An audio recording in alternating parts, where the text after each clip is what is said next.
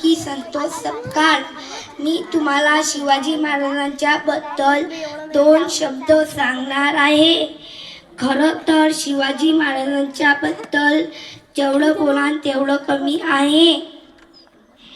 मी तुम्हाला शिवाजी महाराजांचा जन्म कुठे झाला, कोणत्या किल्ल्यावर झाला, त्यांच्या आईचे नाव काय, त्यांनी अफजल खानाला फाडलं, हे मी तुम्हाला काहीच सांगत बसणार नाही. काय होते माझे शिवाजी राजे, काय होते त्यांचे मावळे. आणि आताचे तरुण पोरं जर एखादी पोरगी दिसली तर लागली शिट्ट्या वाजवायला.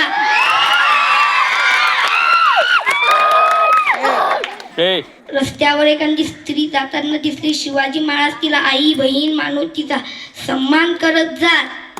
आणि आताचे तरुण पोरं नुसतं तोंडावर दाढी वाढून आणि कपाळाला चंद्राची कोर लावून शिवाजी महाराज बनत नसते हो, त्यासाठी शिवाजी महाराजांसारखं वागायला लागते.